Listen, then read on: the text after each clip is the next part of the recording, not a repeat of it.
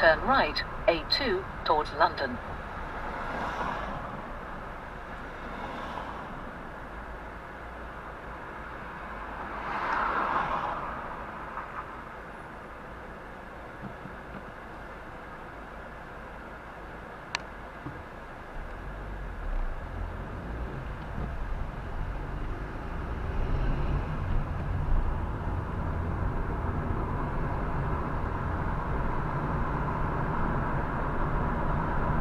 Follow A2 towards London for 6 miles.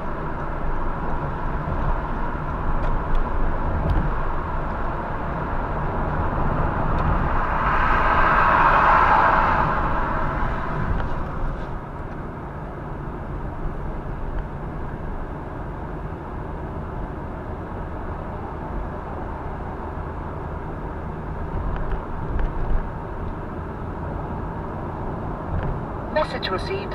Do you want to hear it? Yes. Mark, can't stop doing it. You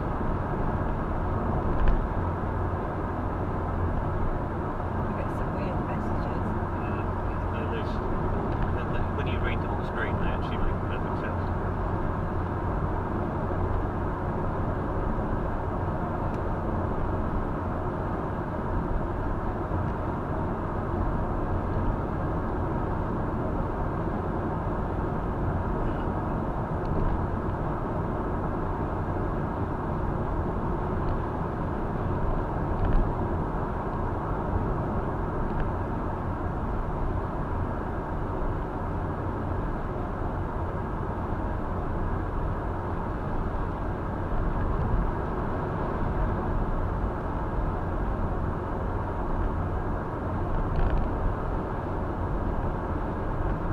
Anyway, don't say that I bought it for £1.89 because they stopped sending it to Tesco. They probably buy it in bulk. So in fairness, I suspect if you compare the bottle that we've got here with the bottle we've got in an Ion shop in London, I'm going to compare it. It may look a bit different, but I bet the contents is almost identical. I'm going to compare it.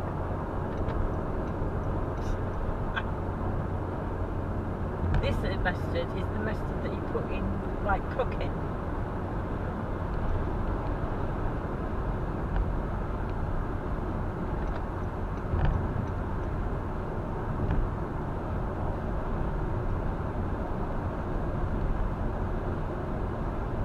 I find it hard to shop in that shop. Things are sort of miles from everywhere, in different places. Well, when I lived there, I used to...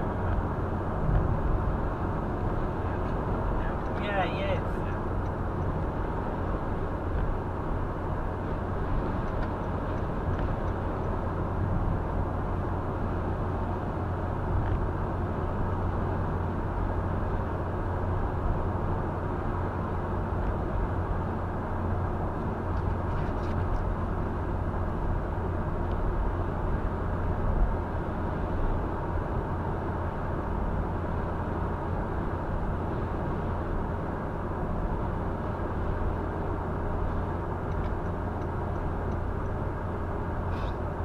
When Linda's due back? She went last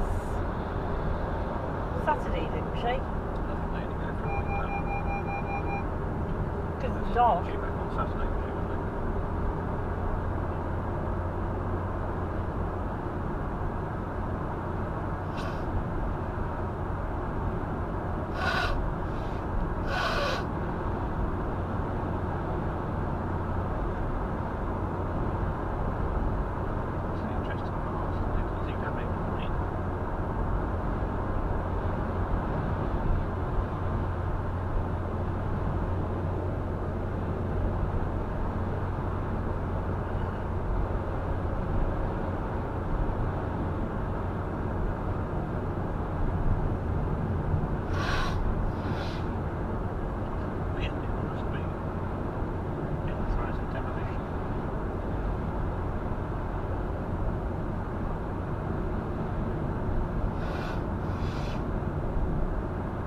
Oh well, Daddy, thank you for my holiday.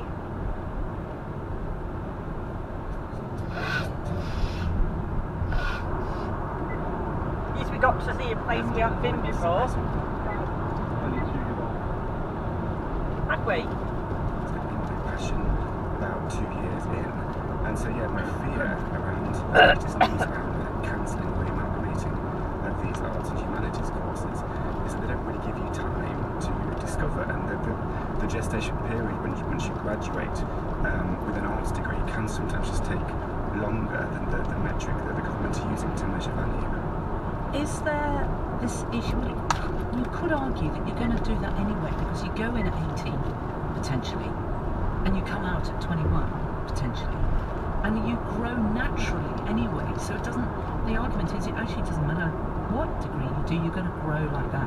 You're going to build your confidence and your feeling of self-worth. I think that's true to an extent, and I know a lot of my friends and peers who also graduated with drama, they moved into teaching or documentaries or journalism or ticketing or production.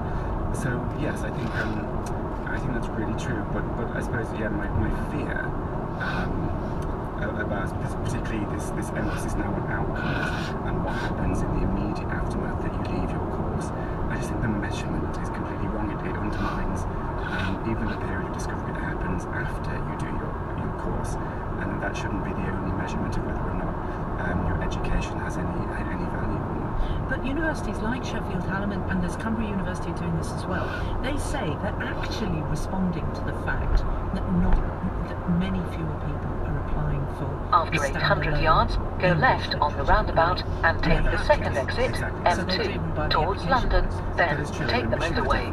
I have some sympathy for Sheffield Hallam and other places because they are responding to the changing Go left on the roundabout and take the second exit, then take the motorway. English literature or humanities, and it's because this problem and this crisis starts way earlier in primary and secondary schools, where the disappearance of drama, music and art has been happening, I think, for now for sort of 5, 6, 7 years. I think we've lost about 20% of our teaching time for arts subjects. So of course, when you're at school, your school and the education department is telling you that there is less value or less opportunities to do an arts or social sciences degree, you're not going to apply for them. But I know from personal experience. Follow M2 towards London for 33 miles. Right, okay. Well, and yes, I understand that, we all understand the emphasis that was placed on improving maths and literacy and more traditional subjects, which was a problem to be solved. But I think the accidental outcome of that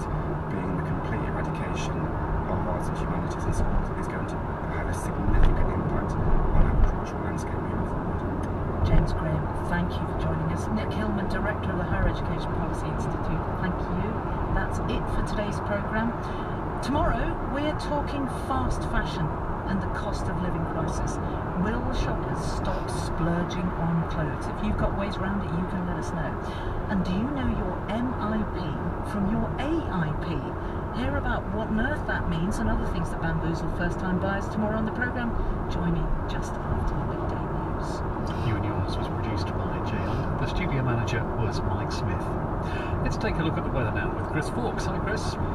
Hi Andrew, thanks a lot. And looking at the weather picture, really for the rest of this week, we've got a slow moving area of low pressure. It's going to keep our weather conditions very unsettled, with rain or showers in the forecast pretty much every day this week. Now today we have a band of rain that's working into western areas. So we'll start off with a story across Wales and western areas of England, where increasingly through the afternoon you'll notice the clouds and outbreaks of rain spreading. There'll be some heavier bursts going across Wales and northwest England at times, and generally across western areas it will be quite a gusty kind of day as well. The brisk southwesterly winds will have gusts of around 30 to even 40 miles an hour. Now across the Midlands, northeast England, still some sunny spells around, but there's a tendency for the weather to turn a little bit cloudier as that weather front begins to approach. But across East Anglia and the southeast of England it stays fine, with further spells of sunshine. Now Northern Ireland, our band of rain is clearing through already, followed this afternoon by a mixture of sunshine and showers, and it stays quite gusty here as well. In Scotland, western areas are seeing some heavy outbreaks of rain, the rain now getting into the central belt. Well, that's going to continue to progress northwards and eastwards across Scotland through the rest of the day today. So any sunshine across the north and east will tend to fizzle out later on as the band of rain continues to approach. Temperatures across western areas of the country generally around 17 or 18 degrees Celsius, but in the sunshine across central and eastern England should see highs into the low 20s. It will feel By tonight, our band of rain will continue to push its way eastwards across Scotland, moving away from Wales and crossing much of England as well through the course of the night, with showers falling into western areas. Tomorrow, well, we're looking at another unsettled day. We start off with a band of rain across eastern areas of England. That will clear, and then essentially for the whole of the UK is a day of sunshine and showers. Some of the showers will be quite slow moving because the winds are going to be a good deal lighter. Some of them will turn heavy and thundery, notably across parts of southwest England, and temperatures, broadly speaking, similar to those of today. Andrew. Thanks very much, Chris. The World at One is next with all the latest from Ukraine. Podcast Radio Hour presents the best podcast about women's football. We're celebrating the start of the Women's Euros by listening to podcasts that look at the past, the present and the future of the women's game. Amazing, quick, tricky, left winger with personality, with character, charisma. She was unbelievable and I was like, wow. We hear from England players, football legends and female footballers from all around the world. Women's football is also now, not only men's, but it's about football. So join me, Ailey Barber. And me, Laura Grimshaw, for Podcast Radio Hour. This Friday morning at 11 and again in the evening at 9 on Radio 4 Extra and BBC Sounds. This is BBC Radio 4 on 92 to 95 FM on your smart speaker and on BBC Sounds.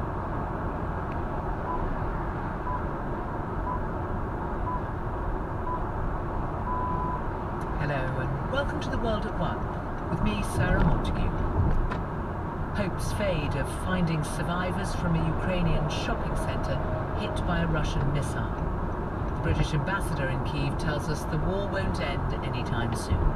I wouldn't like to hazard a guess as to the end of it, but I think it's likely this would go on into the new year. We'll report live from San Antonio in Texas, where at least 46 people were found dead in an abandoned truck just across the border from Mexico. Also today, a World at One listener tells us about his 12-year-old daughter's addiction to vaping. We started noticing changes in her behaviour. She was struggling to get up in the mornings, she was irritable. We then stumbled upon a vape in her pencil case. And after popping into a pub for a pint, Coldplay's Chris Martin hears about a couple's planned first dance at their upcoming wedding.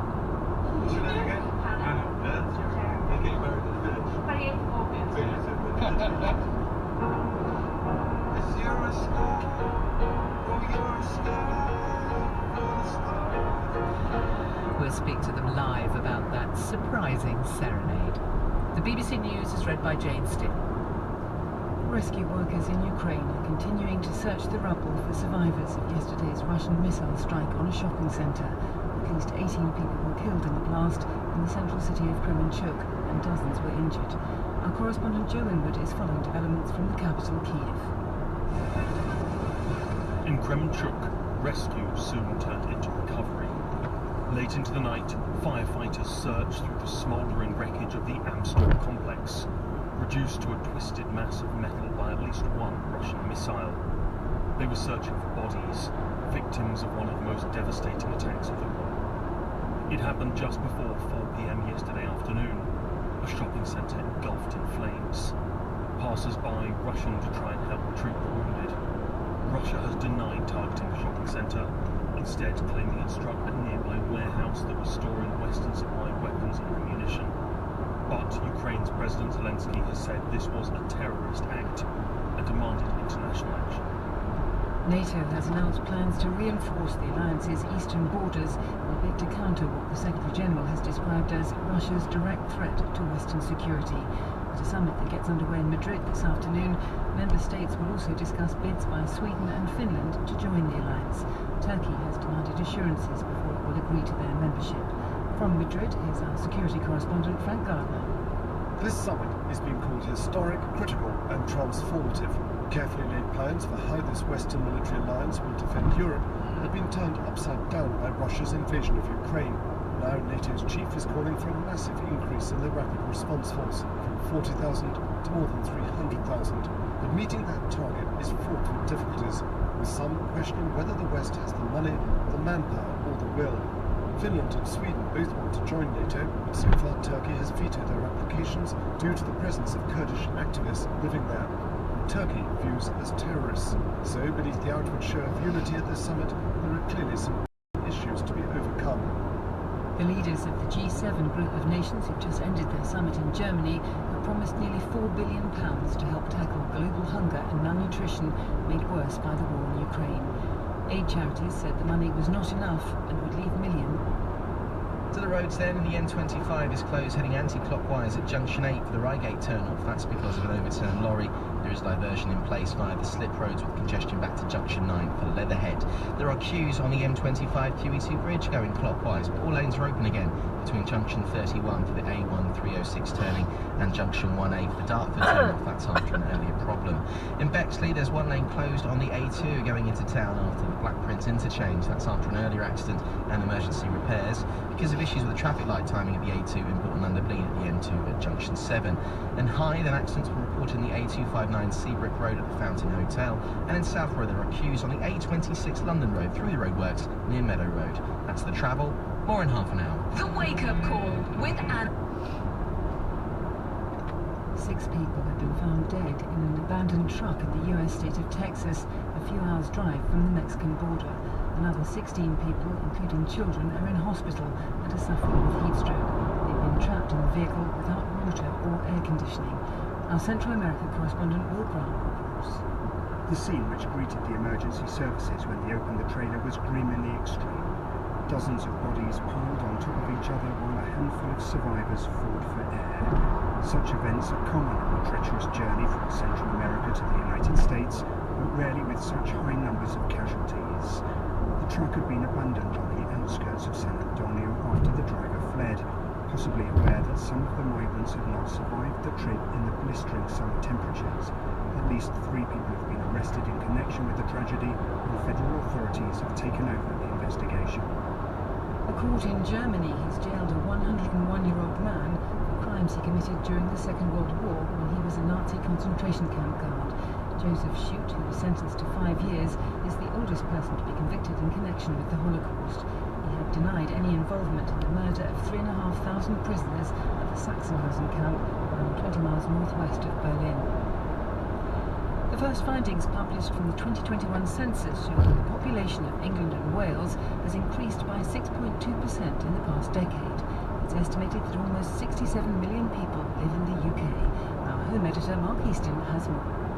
The census is a snapshot of where the people of England and Wales were on Sunday, March the 21st last year. The results show one of the biggest jumps in population between 10 yearly surveys, up more than 3.5 million since 2011.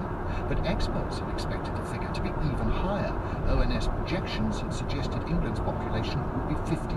This is complicated and I think slightly confusing. President Zelensky, in the minutes after the strike, said up to 1,000 people may have been inside. I think other officials here are talking about hundreds.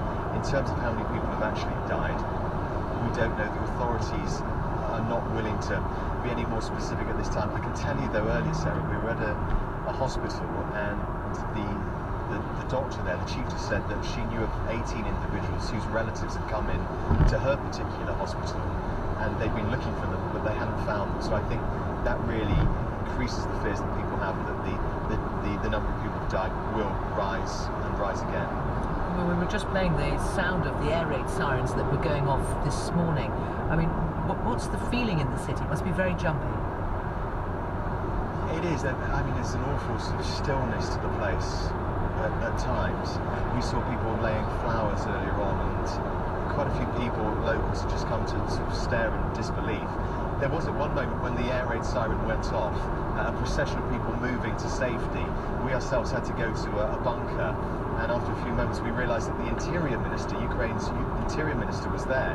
So we were able to talk to him, and interestingly we put to him what Russia has been saying today, that this was an empty, disused shopping centre, and he said, well, you can see for yourselves that's probably not true. We also put to him what the Russians have been saying today, is that actually they successfully struck another factory nearby in which there were weapons from the EU, America and the West. He said that is not true, that is a fabrication as well. So the Ukrainians are being very clear about that today, and certainly the testimony of survivors